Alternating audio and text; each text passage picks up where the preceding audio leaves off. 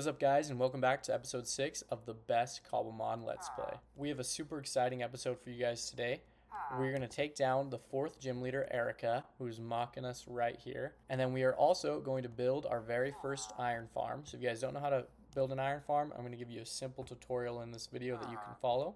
We'll do that first, and then we'll take down Erika. So if you already know how to build an iron farm and you're not interested in that, you can just skip ahead straight to the battle. It'll be in the timestamps below. And while you're at it, if you haven't subscribed to the channel, Reboot says you should probably do that. And while we're speaking of that, these guys are ready to evolve. So I think we're going to evolve all of our fire starter Pokemon into their final forms right now. We got Cinderace right there. Combuskin, will evolve him. And now we've got Blaziken right next to him. And these two make a pretty awesome pair right there. Then we got to do the next two right next to him. So we'll get Pignite here, evolved into Emboar, who looks massive. And then we'll throw out our boy Nilonix, and we'll evolve him into Typhlosion. And we've got these guys right here. If Nilonix will just turn around, we could have a pretty sweet pick here, but he is not happy with the other guys. But anyways, into how to build an iron farm, the first thing you want to do is head over to a village, and the very first thing you need to do is you need to destroy every single bed in this village. If I were you, I would do it systematically, start on one end and go to the other, because if you miss any bed, it will ruin this. And you'll want to make sure that you are doing this in a village that you aren't using for your main trading base, because it is kind of going to destroy the village, but it'll turn into a good iron farm. So this one is slightly farther away from my base than the main one I plan on using. So we'll go ahead and destroy all of these beds. Once you've taken all the villagers' beds, you need to go to a large open area within the village or nearby and create a 5 by 5 by 2 hole. So 5 blocks on each side and then 2 blocks deep. And then pick one of these sides, and you need to create a structure that is 7 blocks down. So 1, 2, 3, 4, 5, 6, 7.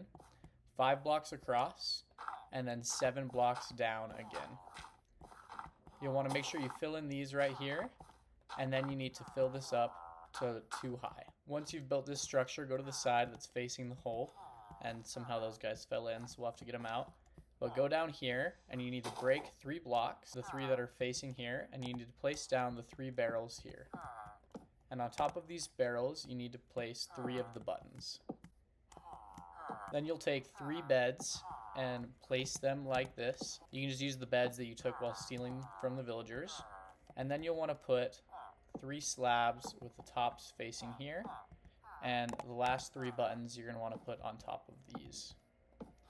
Then you can break yourself out, and you're going to want to fill this hole back up again. Then if you just place a block right here, the villagers should naturally pathfind into here. If not, you can help them out a little bit. I kind of want to get these guys out anyways, so I'm going to open up the area here, and hopefully at least one of them should pathfind out. I don't really want to condemn the others to death, but over time, one of them should come in here, and he should be trapped. Once you have 3, you can break this dirt block here. Now, hopefully you like digging, because if you chose an area like mine that isn't super open, you're going to have to do a lot of it. But you're going to want to go here to one of the corners where these planks are. You're going to go to the block there and one next to it. Right-click it with a shovel to turn that into a path block. And then we're going to have to dig out quite a bit of space here because you need to go 7 blocks diagonally in this direction. Oh, and I just hit a villager, which is a bad idea because I do believe there's an iron golem, but he doesn't seem to notice yet. So you'll get 2, right, 3, and continue this until you hit 7. And we will have to clear out all these blocks around it, but we can do that later. Once you get 7 here, you're going to go to the other side now, to the opposite side of where it was, to this corner next to the hole, and you're going to go 7 blocks this direction. So 1, 2, 3, 4, 5, 6, and 7. Then what you need to do is connect every block between these 2 and turn them into path blocks. This is because iron golems cannot spawn on path blocks, so this will force them to spawn in this little hole we have here, which will turn into our kill chamber. And you'll want this to be full so that nothing is climbing out of there. But I'm going to go ahead and turn all these into path blocks, which will take me some time, and then I'll bring you guys back to finish the tutorial. We're almost there, and then we should be able to take on Erika. There's also an Arcanine here, which would be a really cool Pokemon to catch, and we don't yet have him in the Kanto Pokedex. So we're going to see if we can catch an Arcanine mid-tutorial here, because I love Arcanine, and that would save us a Firestone in the future. Oh, and I thought we got lucky, but we didn't.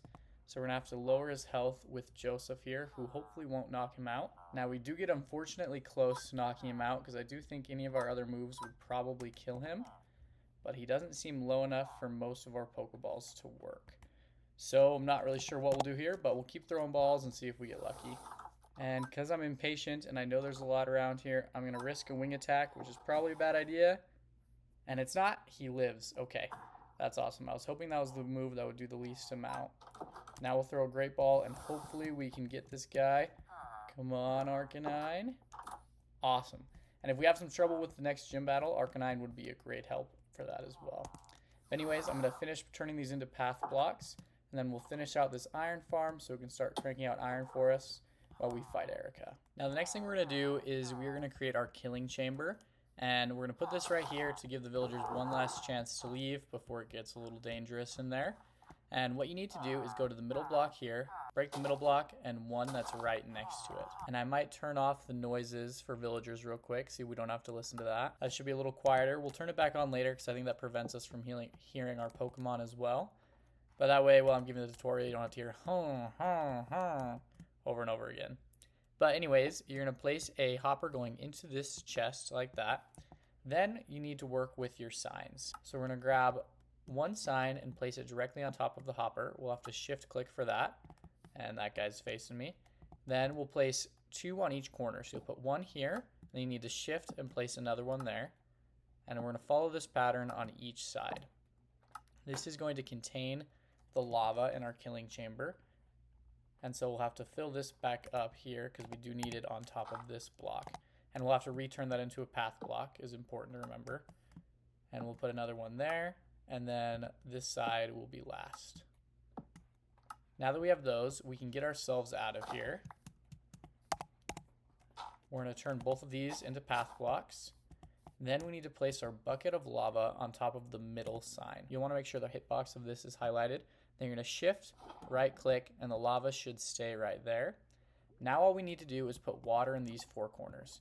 So I'm going to get some water that we can put in there, and then we should be almost done. Unfortunately, it looks like a Meowth did already fall in there. Unfortunately, and actually sometimes fortunately. Other Pokemon will sometimes fall in there. Not a ton, but that will give you some random drops occasionally, which is a little sad that the Pokemon are dying, but kind of nice for us. So you'll put, like I said, one on each of the four corners. And typically in a village, there'll be a place like this that has water nearby, so it shouldn't be too tricky. And then finally, the fourth corner here. Now, any iron golem that spawns will be directed here towards the center. Now, there's just two last things we need to do to finish this farm off. The first one is we're going to want to enter in on this side, and we need to make sure all of these are path blocks so that no iron golems can spawn in here.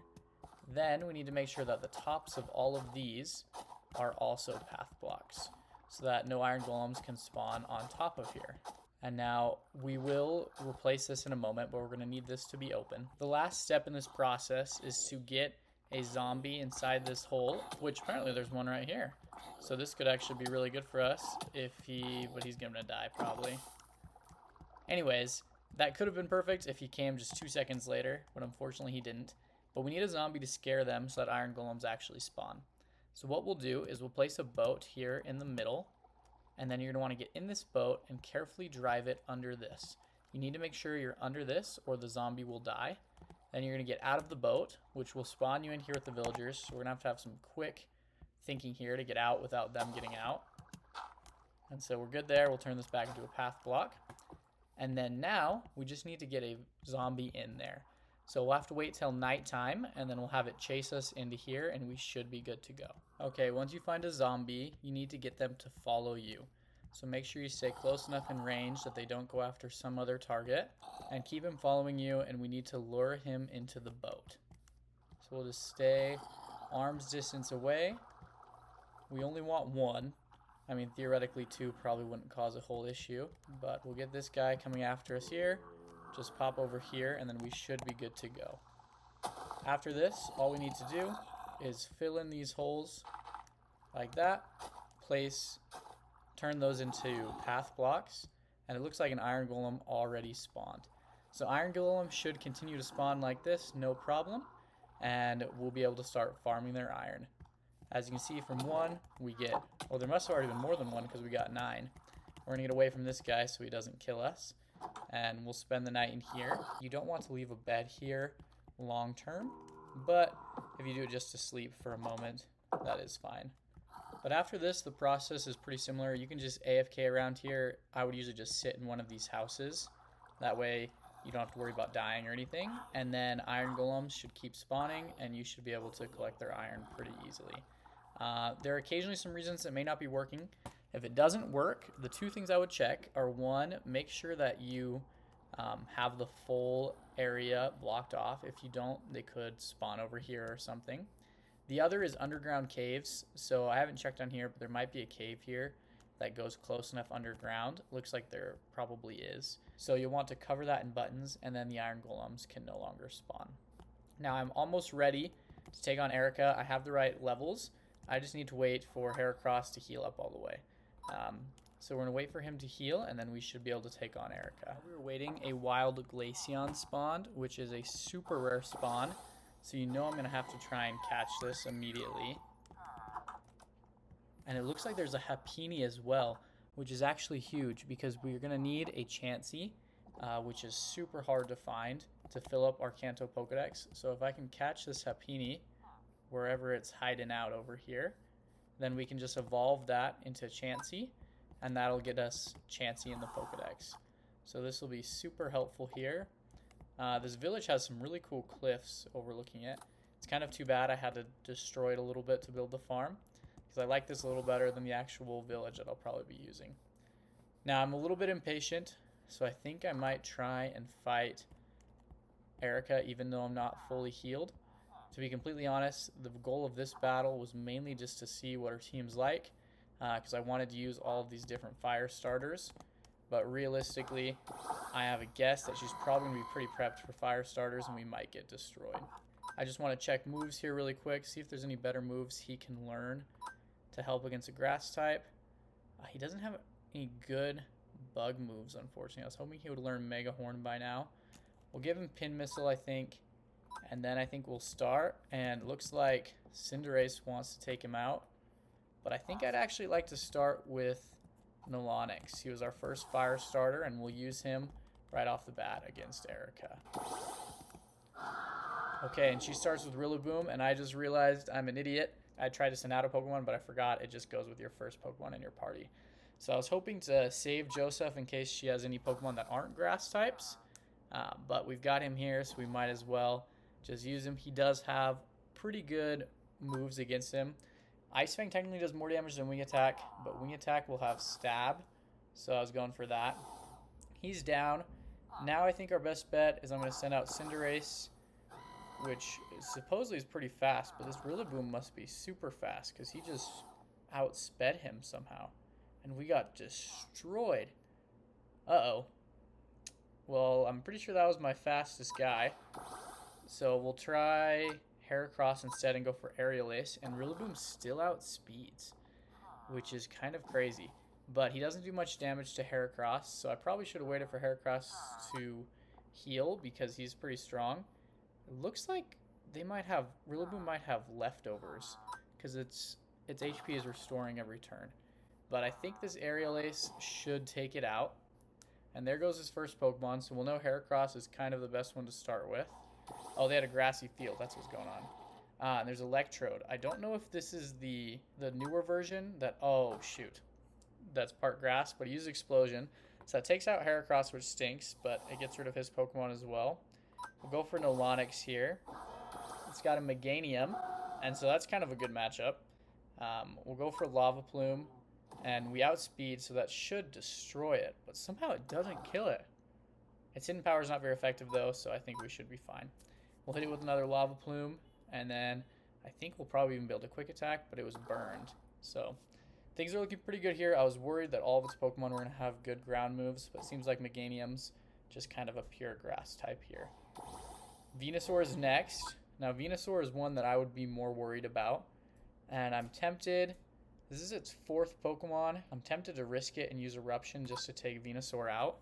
And it doesn't take it out, so that was probably not the greatest plan. I thought Eruption had a negative effect to me, but I guess it doesn't. If we use Lava Plume, I think that should KO Venusaur. And Nilonix is coming in clutch here. He's taken out all of her Pokemon almost. Looks like she mainly just has grass starter Pokemon, which is kind of fun. We do get outsped there, so Serperior could be dangerous. Both of these are firefighting, so I'm not sure which one might be better, but we'll go for Emboar, and we're going to go for a Heat Crash. I don't know, to be honest, the weight of Serperior, so I don't know how much damage it's going to do, but it looks like a lot. So we'll go for one more Heat Crash, and it should take it out. Looks like they really actually don't have much of a counter for fire types. I thought it was going to be like the electric gym where they were all prepared, but that was pretty easy, honestly. We just took down Erika, no problem. And we just got the rainbow badge, which is awesome. And now that Erika is gone, we'll have to switch up our team quite a bit more. So our iron farm is up and running here. Now I'll want to come back at some point to AFK here, probably overnight or something. So we can get more iron, but right now there's already 49 iron ingots. I'm actually going to take those with me because I need more iron. But we're going to go back now, and our plan will be we got to switch up our team to prepare for the future gyms. Because as much as I love having a bunch of starter Pokemon on my team, it doesn't make a whole lot of sense to have 4 fire types. So we're going to have to switch that up. We just randomly came across, in my opinion, the coolest starter Pokemon in Cobblemon. That's right, Turtwig. For those of you who don't know, Turtwig and Cobblemon can evolve into several different forms based on what tree branch or sapling it's holding when you evolve it. And so I think Turtwig is super sweet. So we're definitely going to have to try and lay our hands on one here. Hopefully we get him. Oh, he does break out, which now is a little bit scary because I pretty much only have Pokemon with super effective moves against him. And I got rid of all my Pokemon that can put Pokemon to sleep, and I don't have anyone with False Swipe. I could try a quick attack from Nilonix, which hopefully wouldn't do too much. But I'm really scared. I could just wait till round 10 and do a timer ball. I'm a little impatient, so I'm going to try quick attack. Okay, it doesn't kill, so we're totally okay. I think if it crit, it would kill. So we just hope we don't get a critical hit here. And we don't, so we're good. So now we won't hit him anymore, but that made the turns go by a little quicker. We'll try a Great Ball, and if that doesn't work, in a few rounds, we should be able to hit him with a timer ball. Now, you may have noticed that I had some diamond hose in my inventory. I forgot to show you guys as I was coming back. I traded with the toolsmith some of the iron we got, and let's go. We just got a Turtwig. That's sweet. We will probably implement him in our team, actually. I'll have to look through my box here in a second and see what Pokemon we want. But there's a good chance we might use Turtwig on our team. But anyways, what I was saying is I traded with that villager. We almost have him leveled up now to where we can get a diamond pickaxe. Not completely, but if we get some more iron from the farm, we should be able to finish leveling him up. That's kind of one of my big goals right now because I need a diamond pickaxe to do a lot. One, I need it to be able to get to the nether, and I'd like to connect up that iron farm as well as our other village with a nether portal just so I don't have to run around so much. And then we also need it to go get those mega stones. Now comes the difficult decision of what to do with our team. I like a lot of these fire starters, and Blaziken I think Loki has the best stats out of all of them. And Cinderace I think is my favorite out of all of them, to be honest. But Nilonix has put in so much work, it almost feels wrong to get rid of him. So I think we're going to have to keep Nilonix, and we'll put these other guys here in the PC. And then the question comes of who to replace them with. Lapras is probably the best choice as a water Pokemon. He's a pretty strong Pokemon that would do really well. But I kind of feel like I can't abandon my starter. So I think we got to go for Great DPS. And keep in mind, the level cap we got to was just level 47. So we can't yet use our legendary Pokemon. We'll be able to pick up those soon.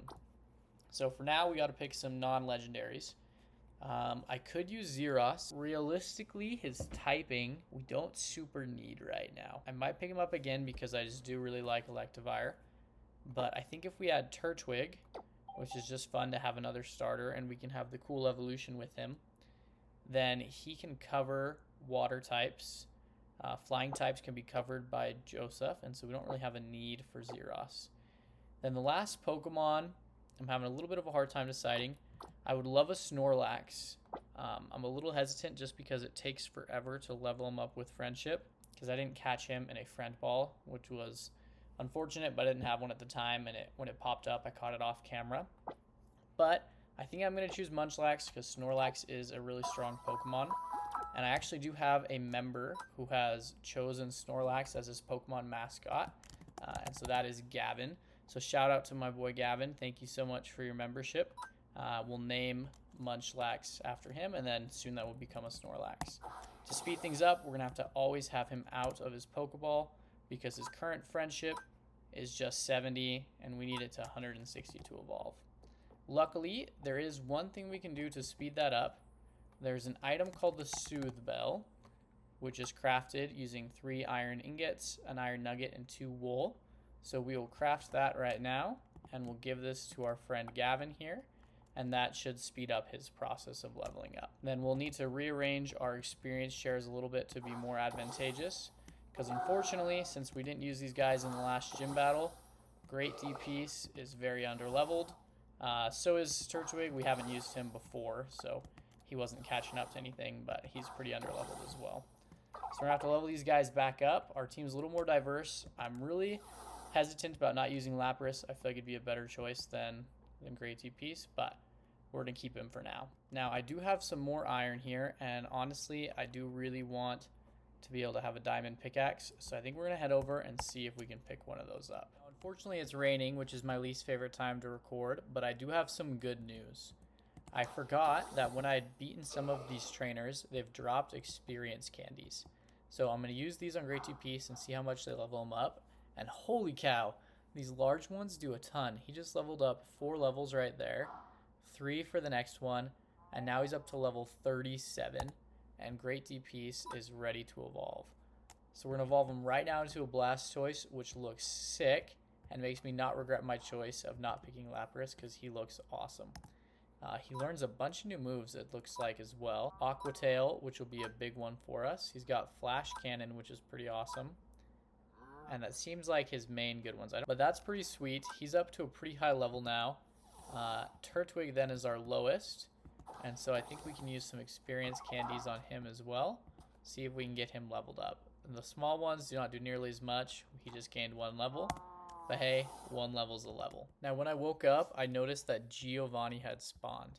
Now, to be completely honest, I was planning on not fighting him until next episode, because he's probably super OP, because he is the next boss that we fight. But I figure we might as well try it just for fun. And I forgot again to change the order of my Pokemon, which is unfortunate.